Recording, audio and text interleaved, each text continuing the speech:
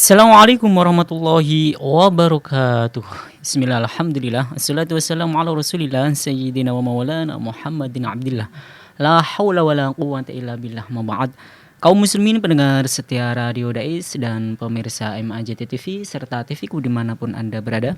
Alhamdulillah di kesempatan yang penuh berkah dan manfaat ini kita jumpa kembali di kajian sore kali ini ya. Dengan guru kita, narasumber kita beliau Kiai Haji Khairul Amin SAG.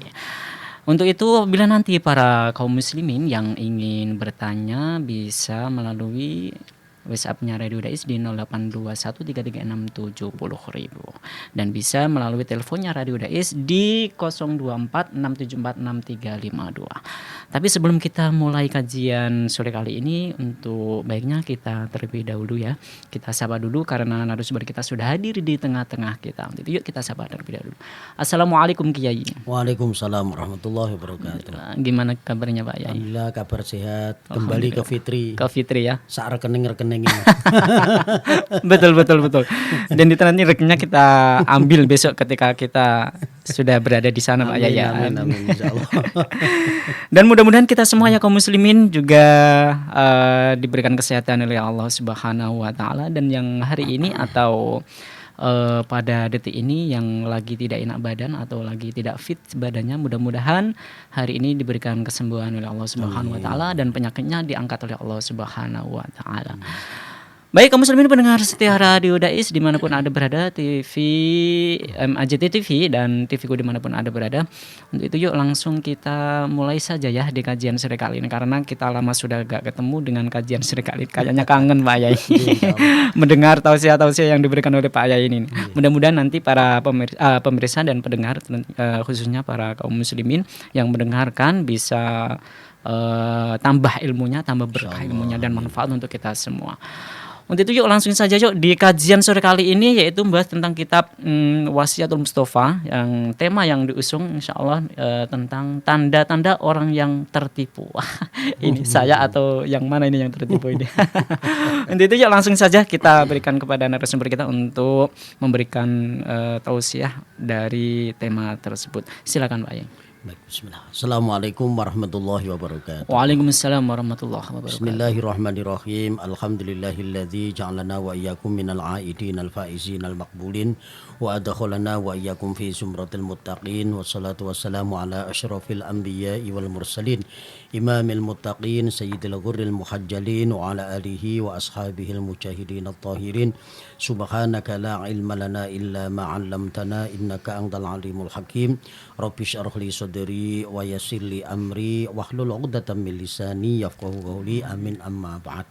Kaum muslimin muslimat yang dimuliakan oleh Allah, terutama para pecinta Radio Dais, MAJT TV, Radio Gaul, dan juga yang ada di grup Modis, semuanya kita doakan semoga selalu diberikan sehat walafiat, amin, panjang umur, dan selalu dalam keberkahan dan diridhoi oleh Allah Subhanahu wa taala. Amin.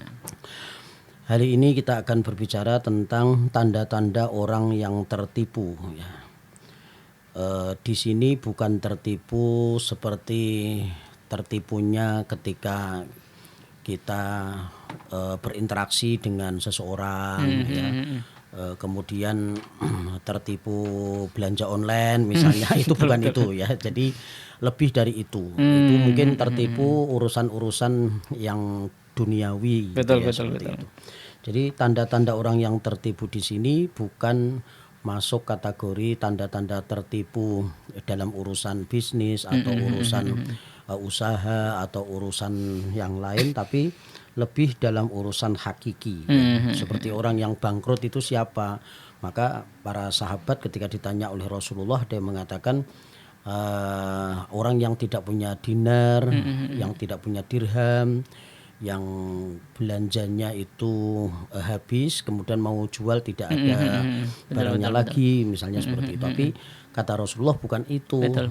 Orang yang bangkrut itu adalah orang yang membawa amal ibadahnya, sholatnya, puasanya, hajinya, tapi harusnya dia masuk surga. Tapi ternyata ada tuntutan dari orang yang pernah disakiti, didolimi pada saat di dunia, sehingga diambillah kebaikan itu untuk orang yang pernah didolimi, yang pernah bersengketa di dunia, maka kemudian dia tertunda atau bahkan tidak jadi masuk surga karena Masya Allah. amalnya habis diambil oleh orang yang bersangkutan. Nah, itu hakikat orang yang bangkrut. Di sini hakikat orang yang tertipu itu bagaimana? Kata Rasulullah, ya aliyu walil makhdhuli salatu alamatin. Wahai Ali, bagi orang-orang yang tertipu itu ada 3 macam tanda, ya. Tanda-tanda orang yang tertipu itu ada 3 macam. Yang pertama kasrotul kadibi, yaitu orang yang banyak berdusta. Kemudian yang kedua wa kasrotul aimani, yaitu orang yang banyak bersumpah. Al-fajiroti, yang palsu, ya. Wa kasrotil hawaiji ilan nas, dan orang yang banyak menyandarkan kebutuhannya kepada orang lain. Ya, mari kita kupas sedikit-sedikit dari poin-poin ini, ya. Yang pertama, orang yang tertipu, hakikat tertipu artinya dia ketika melakukan seperti ini itu sebetulnya dia tidak ada gunanya, artinya nol di hadapan Allah. Tidak diharapkan oleh Allah hal yang sedemikian ini, yang dilakukan seperti ini, nilainya itu di hadapan Allah Subhanahu wa taala itu tidak ada gitu ya, kosong gitu ya. Yaitu orang yang banyak dusta, ya. Orang yang banyak dusta itu hakikatnya dia itu tertipu oleh dirinya sendiri, karena orang yang berdusta itu biasanya merugikan dirinya dan tentunya orang lain juga, ya. Misalnya ketika ada ibu-ibu ditanya sama temennya, Bu, waundalu kok mboten tindak pengajian, maka dijawab meriang misalnya, padahal nonton sinetron. Maka itu ada berdusta yang pertama kali. Maka ketika temannya tanya kembali, nah sekarang sudah baik Bu, ya. Maka ketika ditanya seperti itu kemudian menjawab sudah baik, nah, gitu, itu sudah bohong yang kedua kalinya, berdusta yang kedua kalinya. Karena apa? Karena memang dari kemarin sudah baik-baik saja seperti itu loh. Kemudian ditanya lagi, ya sudah diobatin Bu, sudah. Oh ini, padahal nggak minum apa-apa. Tapi dia ketika ngomong sudah, maka dia berdusta yang ketiga kalinya. Obatnya nopo Bu? Nah, kemudian ketika dia menjawab tolak angin, ya berdusta, mau merek yang lain, ya berdusta, sama. Semakin banyak pertanyaan, semakin banyak kita berdusta pada jawaban-jawaban berikutnya. Nah, itu dia akan menumpuk, ya, dosanya, kesalahannya dengan orang yang bertanya. Nah, maka sesungguhnya orang yang selalu berdusta ini maka dikatakan sebagai orang yang tertipu. Nah, itu tadi jadi rugi dirinya sendiri. Jadi seperti mau endo dari sesuatu, ternyata dia malah justru jegur jurang. Nah, ya, artinya digiring, ya, dipancing-pancing orang yang bertanya, maka dia semakin terjerembat atau dia semakin kena, ya, getahnya. Nah, maka orang yang selalu berdusta ini biasanya dia itu sering berhalusinasi. Kalau ada orang tanya seperti ini saya harus jawab seperti ini, orang seperti ini saya harus jawab seperti ini. Nah, maka dusta seperti inilah yang kemudian dikatakan sebagai orang yang tertipu hakiki, seperti itu. Nah, di zaman Nabi Musa alaihissalam, orang itu yang berdusta itu selalu kesambar petir, Mas Faiz. Masya Allah. Jadi untungnya ini tidak berlaku untuk umatnya Nabi Muhammad. Kalau berlaku sampai hari ini banyak orang yang kesambar petir begini. Sekali berdusta der gitu ya, terlap der gitu. Mungkin di luar sana der, oh kayak lagi ngapusi gitu ya. Jadi semakin banyak ngapusi semakin sering kesambar petir tentunya. Nah, Habis nanti di Indonesia. entek gitu ya, orangnya habis. Nah, dulu itu zaman Nabi Musa seperti itu. Nah, alhamdulillahnya kok di zaman umatnya Nabi Muhammad tidak se ekstrim itu, orang berbuat dosa, berbuat dusta, bohong, anteng wae wajahe yo biasa wae gitu ya. Dan ternyata Allah memang menutupi aib-aib kita sehingga ditunggu taubatnya seperti itu. Jadi yang pertama adalah kasrotul kadhib, orang yang banyak berdusta. Kemudian yang kedua wa kasrotul aimani, dan orang yang banyak bersumpah. Tentunya al-fajiroti, yaitu sumpah yang palsu, ya, sumpah palsu. Tenin ora yakin demi Allah. wallahi tallahi billahi misalnya. Nah, ketika dia sudah mengucapkan tallahi billahi wallahi atau demi Allah, terus pokoknya ngapusi dosa, misalnya zaman kita kecil kan sering mengatakan ngapusi dosa wis awet biyen itu ya. Maka ketika dia bersumpah dengan nama Allah padahal itu dia bohong, maka hakikatnya dia sedang tertipu karena sebetulnya dia masuk pada lingkaran setan dirinya sendiri. Nah, masalah sumpah palsu ini itu diawali dari iblis pada saat itu. Dalam Al-Qur'an kan ada wa qasamahuma inni lakuma laminan nasihin. Jadi waktu iblis itu ngeridu atau menggoda Nabi Adam dan Siti Hawa untuk mendekati pohon huldi dan memakan buahnya, itu dengan bersumpah iblis itu. Sumpahnya itu bagaimana? Buah itu sebetulnya yang memberi nama adalah iblis. Dikasih nama oleh iblis huldi. Huldi itu artinya kekal. Sehingga ketika iblis mengatakan, Adam, kamu tahu ini buah apa? Pohon apa? Ini adalah pohon huldi. Buahnya kalau kamu makan, kamu akan kekal di dalam surga bersama istrimu. Nah, Allah tidak mau kamu itu ada di dalam surga selamanya. Kamu akan menjadi khalifah fil ard, kamu akan di bumi. Maka Allah larang kamu untuk mendekati buah khuldi, bahkan memakannya. Makan saja biar kamu kekal. Karena buah khuldi ini, khuldi artinya kekal. Maka kalau kamu makan, kamu akan kekal di dalam surga. Kamu tidak jadi turun ke bumi. Kamu akan senang terus selamanya di dalam surga. Padahal kebalikannya kan, ya, kalau dia makan justru malah dikembalikan, justru dia akan berada di muka bumi ini.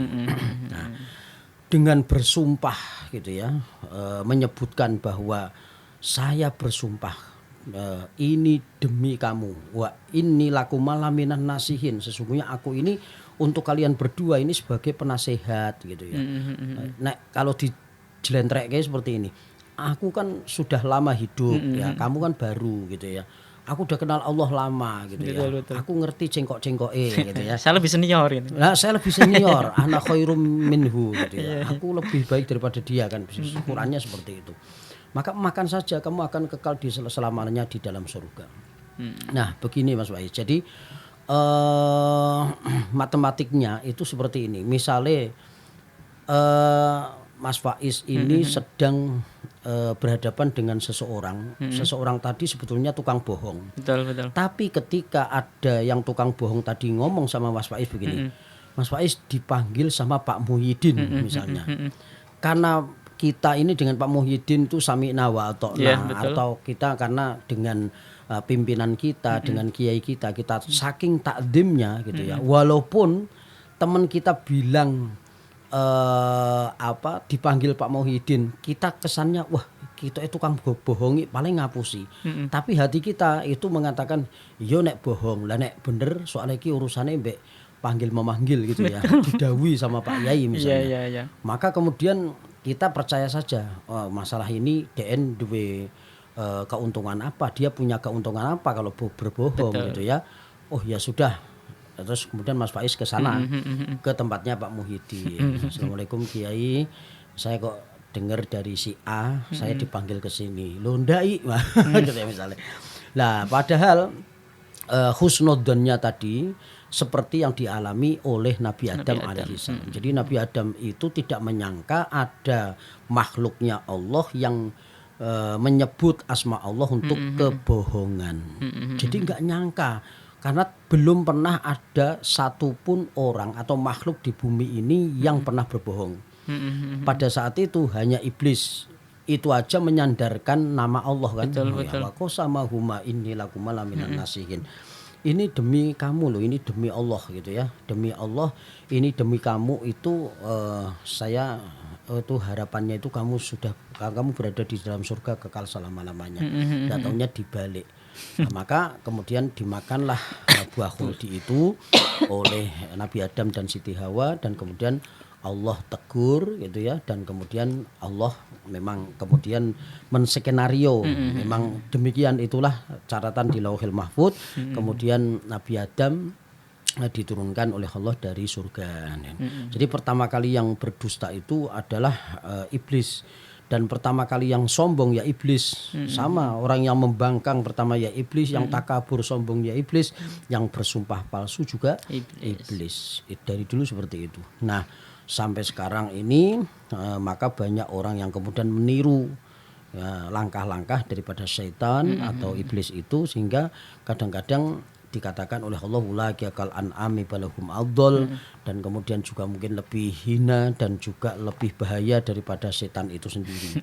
Bahkan saya sering memberikan contoh, kadang-kadang setan itu ketika ada manusia yang jahatnya melebihi daripada jahatnya setan, setan sudah nggak mau deket lagi. Dia malah mengatakan dalam Al-Qur'an ada ini akhafullaha rabbal alamin, aku janjane iki wedi karo pangeran gitu ya. Dia lari terbirit-birit.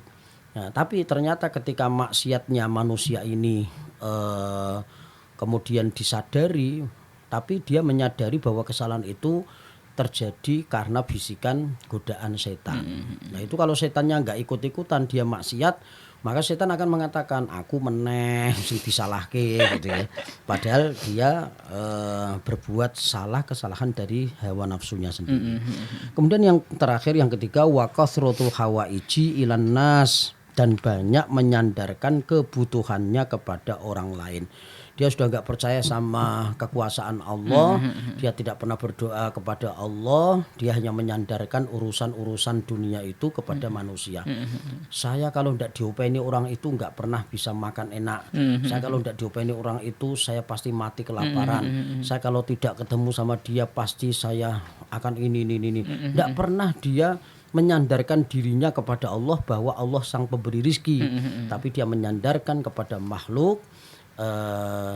Seakan-akan Allah tidak ada, tidak pernah menghendaki apa-apa, seakan-akan orang itu yang menolong kita. Ini nggak boleh, karena dalam Al-Quran sendiri Allahus Somad, Allah itu tempat bergantung, sehingga tidak boleh kita itu selalu menyandarkan nasib kita kepada orang lain. Ya, harus kepada Allah, karena Allahus Somad, Allah adalah tempat bergantung. Seperti itu. Baik, terima kasih Pak Yai sudah memberikan penjelasan berkaitan dengan tanda-tanda orang yang tertipu yang dilihat dari segi hakikatnya. Sekali lagi kaum muslimin pendengar setia Radio Dais yang ingin bertanya bisa ya di 0821 3367 atau bisa melalui teleponnya Radio Dais di 024 674 6352. Sebelum kita ke pertanyaan dari pendengar Pak ya, ada beberapa yang harus Faiz sampaikan atau Faiz tanyakan yang berkaitan dengan tema tadi. Mungkin ini perwakilan dari kaum muslimin juga termasuk. Kadang kita berbohong atau berdusta kepada orang lain demi untuk menjaga martabat. Apakah itu termasuk juga bahwa kalau seperti itu amalnya tetap nggak masuk dengan amal yang baik? Padahal menjaga martabat itu bisa jadi untuk keselamatan jiwa seseorang. Itu gimana Pak? Ya, kalau kaitannya dengan keselamatan gitu ya, maka dia boleh berbohong. Ini ada kasus gitu ya. Dari guru saya dulu juga pernah mengungkapkan satu pendapat, ketika ada orang yang dipaksa misalnya untuk dia meninggalkan agamanya gitu ya. Apakah dia itu lebih baik berbohong, yang penting hatinya masih Allah, masih syahadat, masih Islam gitu ya, masih ikut dengan Rasulullah SAW. Apakah dia tentang apa adanya seperti Siti Masitoh. Masitoh itu ketika dipaksa oleh Fir'aun supaya meninggalkan agamanya, dia sama sekali tidak mau lahir dan batin. Batinnya apalagi, wong lahiriahnya saja beliau mengatakan ana rabbukum Allahu rabbi wa rabbukumul a'la. Jadi Allah itu adalah Tuhanku dan Tuhan kamu sekalian yang tinggi. Seperti itu. Jadi itu kalimat yang diucapkan oleh Masitoh ketika dipaksa oleh Fir'aun walaupun keselamatannya terancam. Betul, betul. Nah, tapi boleh, ini ada salah satu imam gitu ya, yang membolehkan ketika kita demi keselamatan kita itu tauriyah namanya. Jadi tauriyah itu membohongi tapi untuk strategi. Itu tauriyah. Jadi ketika dia mengatakan ya sudah saya tinggalkan agama saya gitu ya. Itu sebetulnya hanya lahiriahnya saja tapi hatinya itu karena ingin selamat. Ya Allah, saya tetap ingin selamat, saya akan masih beribadah karena saya belum siap mati sekarang gitu ya. Saya akan tetap masih hidup dan sebagainya. Itu namanya tauriyah. Itu pendapat yang kedua memperbolehkan. Tapi lebih baik mana? Antara yang seperti Masitoh menjawab apa adanya bahwa tidak akan pernah meninggalkan, atau dia bilang saya tinggalkan agama saya demi keselamatan. Masih lebih baik yang dijawab oleh Masitoh. Tentunya levelnya level tertinggi gitu ya, wani matine gitu loh. Nah, yang kedua ini tapi masih diperbolehkan bagi orang yang memang bisa menata hati bahwa dia ingin selamat, dia punya strategi, maka dia mengungkapkan tauriyahnya, strategi kebohongan kepada lawannya karena demi keselamatan. Nah, seperti itu. Jadi betul. bolehlah mungkin level-level seperti ini mungkin itu dialami oleh kita, walaupun tidak urusan akidah ya, mungkin ya kita cari aman di pekerjaan kita, kita berdusta demi tadi martabat, pekerjaan dan sebagainya. Tapi kalau ternyata itu memang dirasa lebih aman, artinya dengan kita berbohong dengan tauriyah tadi kemudian kita tidak kehilangan pekerjaan kita, kita butuh untuk menafkahi gitu ya, anak istri kita, keluarga kita, maka itu diperbolehkan gitu ya. Jadi itulah strategi yang dinamakan dengan tauriyah. Tapi orang iman orang yang dulu itu ya, itu ndak kenal seperti itu. Pokoknya kalau sudah mengatakan Allah ya Allah lahir dan batin, ora ono lahir tok batin tok, itu ndak ada, pokoknya seperti itu. Nah, tapi ada ulama yang berpendapat yang kedua tadi, bahwa kalau dengan seperti itu kita punya strategi kemudian kita masih bisa hidup dengan kita tauriyah tadi, maka itu diperbolehkan. Betul. Baik Pak, ya, itu juga termasuk bahwa ini bukan persoalan antara hidup dan matinya seseorang, tergantung dari bagaimana cara sikap kondisi kita terhadap hal yang seperti itu Pak Yai. Iya, itu hal darurat. Ya betul. Terus gini Pak Yai, kadang mohon maaf, mereka berdusta tapi amalnya yang baik itu banyak sekali. Lah, apakah amal-amal yang tadi dikerjakan baik, mohon maaf, dia seorang ahli puasa Senin Kemis, puasa sunnah dan sebagainya, tapi ketika dia ditanya, dia juga seorang ahli ilmu juga. Ketika ditanya, mereka tahu jawabannya tapi dia bohong. Gitu loh Pak. Misal ditanya tentang masalah hukum, yang bertanya itu mohon maaf agamanya kurang semisal. Padahal mereka tahu bahwa hukum itu jelas-jelas haram, tapi dia mengatakan tidak, lanjutkan saja.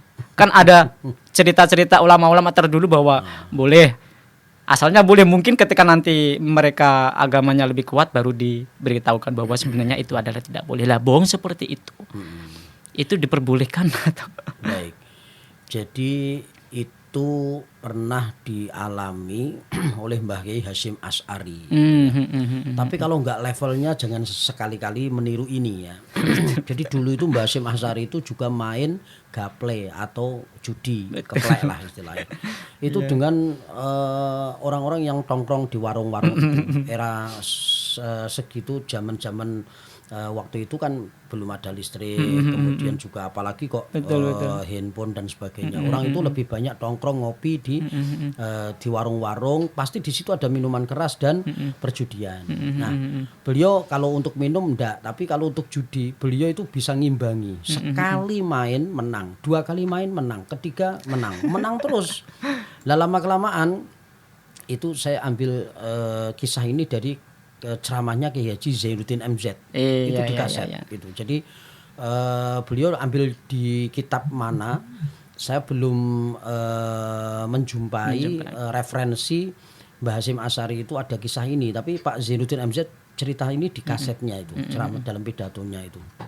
Mbah Hasyim Asy'ari main ngimbangi sama orang-orang yang suka di warung kopi itu gitu ya.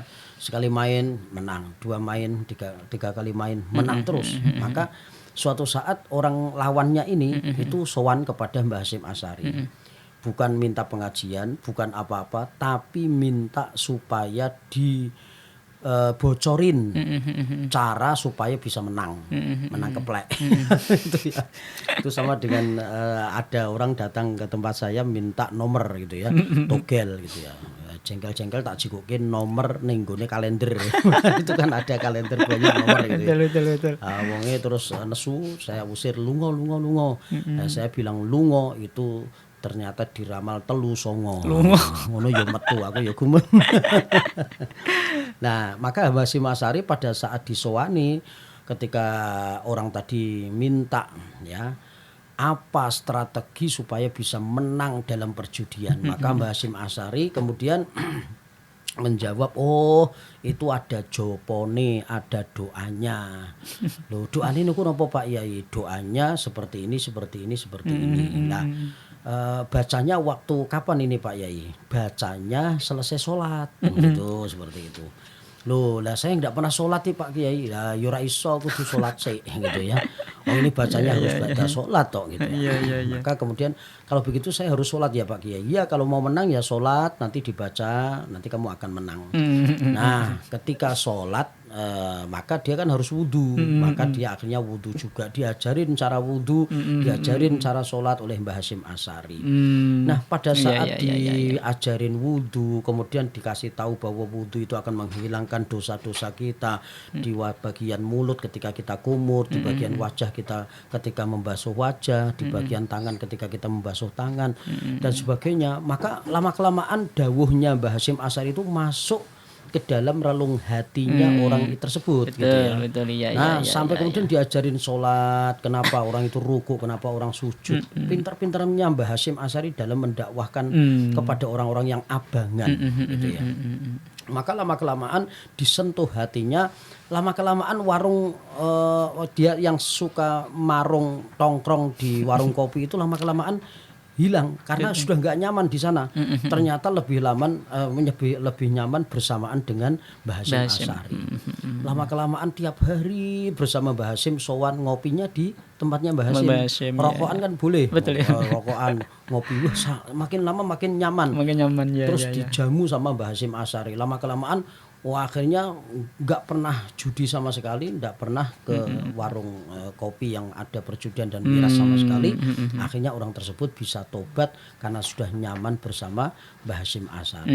Nah itu kan beliau kan menjegur ke awake di tempat seperti itu karena ada unsur dakwah. Oh iya. Tapi kita ini belum tentu bisa seperti itu. Katut malah iso gitu. Karena lebih menikmati mungkin lebih menikmati yang sana. Jadi artinya itu strategi-strategi seperti ini memang hanya bisa dimiliki oleh orang yang berkelas. Betul. Nah, ternyata Mbah Hasyim Asy'ari punya strategi seperti itu ya karena beliau adalah seorang waliullah. Sehingga tidak semua yang khusus yang dilakukan oleh Mbah Hasyim Asy'ari boleh dilakukan oleh orang yang umum. Nah dari kisah ini mungkin bisa menjawab disimpulkan sendiri oleh Mas Faiz. Ternyata ada untuk menjawab bahwa ketika ada orang yang mau berjudi, minuman keras dan sebagainya, setiap ada pertanyaan tidak selalu dijawab dengan lisan. Dipraktekkan, ada unsur dakwahnya di dalamnya dan kemudian bisa berhasil. Ya mungkin dengan kisah ini pula kita bisa mengambil iktibar bahwa dakwah itu memang tidak selalu pidato di atas mimbar gitu ya. Jadi kita banyak strategi merangkul pendekatan dalam hati, memberikan penyuluhan. Inilah yang disebut dengan penyuluhan yang sebenarnya. Tidak hanya sekedar berpidato, ya menyampaikan yang hak, pemeneh wis ora ana intine guyon tok misalnya gitu ya. Nah itu boleh, itu untuk hiburan gitu ya. Tapi inti ngaji harus ada. Kemudian ada apa ya? Ada langsung terjun gitu ya. Artinya langsung kita praktekin dalam kehidupan kita. Itulah disebut dengan penyuluhan yang sebenarnya seperti itu. Betul betul. Dan itu juga terjadi pada tahun kurang lebih ya sebelum corona atau sudah corona itu bisa kita lihat pada channelnya dari Gus Miftah juga itu kan. Oh iya. Ya, itu juga termasuk salah satu strategi yang dari itu beliau. bagus sekali. Dari mubalik-mubalik itu harus ada yang seperti itu. Iya, betul betul. Baik Pak Yai, kita akan rehat sejenak sambil menunggu dari beberapa pendengar setia Radio Dais atau di MMC TV dan di MAJT TV ya atau di TVku. Kita akan rehat sejenak setelah satu nada berikut ini.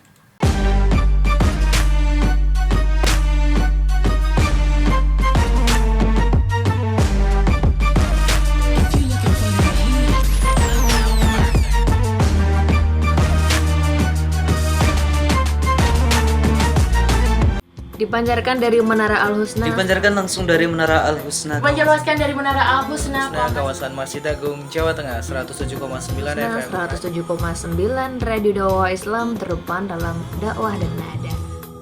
Radio Dakwah Islam atau yang kerap disingkat Radio Dais telah mengudara sejak 23 September 2006.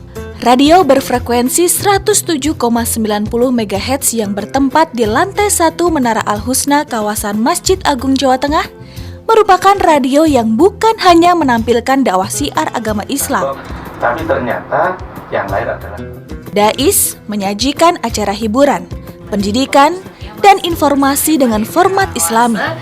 Saatnya disapa dulu ya, udah gabung via SMS-nya. Berjumpa kembali bersama saya Conan di dalam acara Uswah. Kita akan membahas sesuatu yang berkaitan dengan tanaman kaum muslim. Masih dalam acara Salam Pagi. Kaum muslim, sesaat lagi kita akan bergabung dengan Masjid Agung Jawa Tengah untuk menantikan azan sholat zuhur.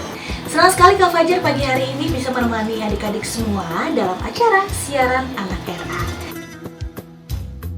Selain itu, Dais mempunyai keunggulan untuk memikat hati para pendengar dan berbeda dari radio lainnya, yaitu adanya segmen dialog interaktif mengenai syiar agama Islam yang sangat dibutuhkan setiap masyarakat.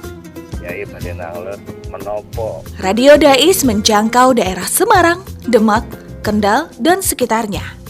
Bagi pendengar yang berada di luar kota, tidak perlu takut ketinggalan berita. Kini,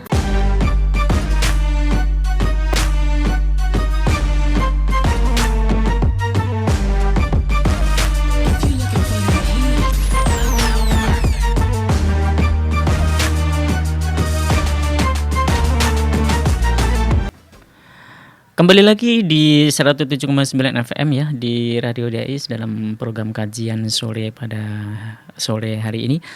Ini Pak Yai, kayaknya sudah ada yang bertanya ini, para pendengar ini. Ada dari Bu Istiqomah mau bertanya. Assalamualaikum Pak Yai. Waalaikumsalam warahmatullahi. Apa bedanya wasilah dengan menyandarkan kepada orang lain? Oh ya, baik. Itu ya. Wasilah pakai sin ya. Ya. Wasilah. Ya ayyuhalladzina amanu taqullaha wabtagu ilaihil wasilah. Wahai orang-orang yang beriman, kita diperintahkan untuk berwasilah. Gitu ya. Kemudian apa bedanya wasilah itu dengan menyandarkan kepada orang lain? Jadi gini, kalau menyandarkan kepada orang lain itu Allahnya hilang sama sekali. Tapi kita wasilah kepada orang, misalnya para aulia misalnya, itu masih ada gandulane ati ini dengan Allah gitu ya. Jadi misalnya gini, saya dengan Pak Camat misalnya, saya jarang ketemu. Ketika saya harus ketemu, maka harus janjian. Saya bilang ke kesosnya. Kebetulan misalnya saya kenal dengan Bu Kesos, namanya Bu Kurnia pada saat itu di Peturungan. Bu, saya minta waktunya untuk bisa bertemu dengan Pak Camat, tolong diagendakan. Siap. Kemudian diagendakan oleh Kesos itu kepada Pak Camat bahwa ketua LPTK Kecamatan Pedurungan akan bertemu dengan Pak Camat gitu ya. Maka kemudian di schedule sama Pak Camat hari ini tanggal ini jam sekian misalnya. Itu kan lebih mudah daripada saya bludas-bludus langsung ke sana. Iso diusir karena agak janjian gitu. Begitulah kira-kira dikiaskan dengan wasilah itu. Misalnya kita mau dengan Allah itu berdoa langsung sebetulnya ya boleh ya, silakan. Tapi ketika kita gembol nama orang soleh yang dikasih oleh Allah, para nabi, para rasul, para aulia gitu ya, Syekh Abdul Qadir Jailani, maka Allah itu ini sayang atau cinta kepada orang yang aku cintai. Ya sudah, maka itulah kewalasan Gusti Allah. Allah pun juga bukan membutuhkan, Allah itu memberikan contoh wasilah kepada kita. Allah nyabut nyawa seseorang itu lebih mampu daripada malaikat. Tapi Allah itu meminta malaikat supaya bekerja untuk mencabut nyawanya manusia dan semua makhluk yang ada di muka bumi ini. Itu aja sebetulnya sudah contoh yang realistis, yang nyata bahwa Allah itu memberikan contoh wasilah kepada kita. Allah mimpin semua urusan dunia bahkan di akhirat, langit dan bumi lebih mampu karena pencipta gitu ya. Tapi Allah memilih para malaikat menjadi wakilnya untuk bekerja, kabinetnya lah istilahnya seperti itu. Nah itu padahal Tuhan ya Allah itu ya. Maka bagaimana dengan kita? Maka kita ketika berwasilah kepada seseorang itu maka jangan hilang poknya. Jadi kalau kita minta kepada seseorang supaya mendoakan kita, ya kita pun juga Allahnya jangan hilang dalam hati kita. Misalnya ya Allah dengan kemuliaan para habaib, para aulia dan yang panjenengan senengi, yang panjenengan cintai, yang panjenengan kasih, yang panjenengan pilih, maka aku minta supaya aku seperti ini. Nah itulah dalam bingkai ila hadrati itu ila hadratin Nabi Mustafa Sayyidina Muhammad sallallahu alaihi wasallam wa ala alihi wa ashabihi wa azwajihi wa dzurriyyatihi wa ahli baiti ajmain. Kemudian Sultanul Auliya Abdul Qadir Jailani wa ila jami' ahli qurra wal khuffat wal mufassirin muhaddisin wa ila jamil malaikatil muqarrabin. Itu orang baik semua loh itu. Dedengkot kekasih Allah itu ya. Pasti kabul itu. Ya itu masuk Gusti Allah gak ngabulke ya. Betul. Itu disebut kabeh. Itu ibaratnya cara cetone seperti ini. Gusti kula kenal loh kalau sing niki kalian niki. Sampai presiden. Iya sampai presiden gitu. Maka ketika kita menyebut seperti itu, rahmat Allah, ini orang yang DP bener, orang yang butuh bener, sampai dia menyebut orang yang aku senangi, orang yang aku cintai, orang yang aku kasihi, maka ya sudah aku kabulkan. Nah itulah wasilah itu seperti itu. Walaupun kita boleh sewaktu-waktu ya kita berdoa tapi sendiri. Misalnya habis sholat kan kita doa sendiri itu ya.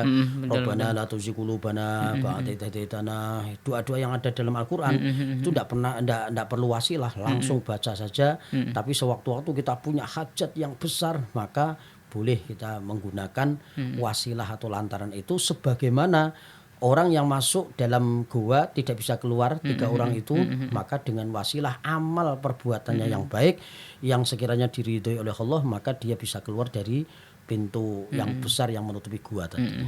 Kan seperti itu. Betul. Terus gini Pak Yai, menyambung dari pertanyaan dari Mbak Istiqomah tadi. Kalau semisal kita memerlukan sesuatu, saya nggak yakin kalau doa saya dikabulkan oleh Allah, ini contoh ya. Tapi kalau saya minta kepada Pak Yai saya yakin pasti akan dikabulkan. Ya. Kalau seperti itu gimana itu? Ada perkataan seperti itu. Itu kan lahiriahnya, tapi hakikatnya yang memberi Allah kan. Betul. Saya ke Pak Yai lah. Pak Yai saya nggak punya duit, saya butuh sangu mau mudik ke desa, mau mudik ke kampung gitu ya. Kalau minta Allah ya Allah tanpa lantaran tadi Kiai atau siapa, itu kan tidak mungkin tiba-tiba geludak di depan kita. Nah itulah maka kita butuh wasilah. Tapi hakikatnya yang memberi itu adalah Allah. Semuanya yang menggerakkan hati Kiai tadi memberi kepada orang yang mau pulang kampung itu kan Allah juga. Jadi Allah menggerakkan seseorang untuk kemudian memberi kepada orang lain, untuk kemudian orang lain itu merasa bahwa hajatnya itu kabul. Tapi hakikatnya yang memberi semua kan Allah, semua milik Allah. Lillahi ma fis samawati wa ma fil ardh. Seperti itu. Baik Pak Yai, mungkin satu pertanyaan lagi Pak Ya. Yai. Bagaimana tip atau cara kita agar terhindar dari 3 kelompok itu tadi? Baik. Ya tentunya kita berjalan di rel yang selalu benar gitu ya, berusaha walaupun yo kita ini manusia tidak ada yang sempurna, yo ono keplesete, ada potensi-potensi saat dimana kita itu memang dipaksa untuk bohong gitu ya. Yo jangan sering-sering banget. Tapi kita nggak anjurin ya gitu ya. Betul. Jadi di sini kan kasrotul kadzib gitu, al-fajiroh. Jadi banyaknya berbohong. Jadi misalnya manusia pernah berbohong sekali 2 kali itu wajar gitu ya. Apalagi misalnya kebohongannya adalah untuk mendamaikan seseorang, untuk yang kebaikan, itu maka itu lain cerita. Jadi tetap kita takut kepada Allah, ittaqillaha haitsu ma kunta, dan wa atsbi'is sayyi'atal hasanata tamfuha wa khaliqin nas bi khuluqin hasanin. Kita pegang hadis ini, insyaallah kita akan terhindar dari hal-hal 3 macam itu. Yaitu takwa kepada Allah dimanapun saja berada, kemudian ikuti perbuatan yang tidak baik dengan perbuatan yang baik. Tadi Mas Faiz bilang ada kebaikan yang begitu banyak, beramal soleh, tapi kecampuran dengan apa tadi, dengan perbuatan yang tidak baik itu ya. Betul. Tapi asal wa atsbi sayyatal hasanata tamhuha, kalau kita numpuknya kebaikan lebih banyak maka yang jelek ini akan terhapus. Wa khaliqin nasa bi khuluqin hasanin, dan pergaulilah manusia itu dengan akhlak, dengan kebaikan. Maka insyaallah Allah akan jaga kita dari 3 macam yang kita sebutkan insyaallah. Baik Pak Yai, alhamdulillah karena waktu sudah sudah tidak bersahabat dengan kita.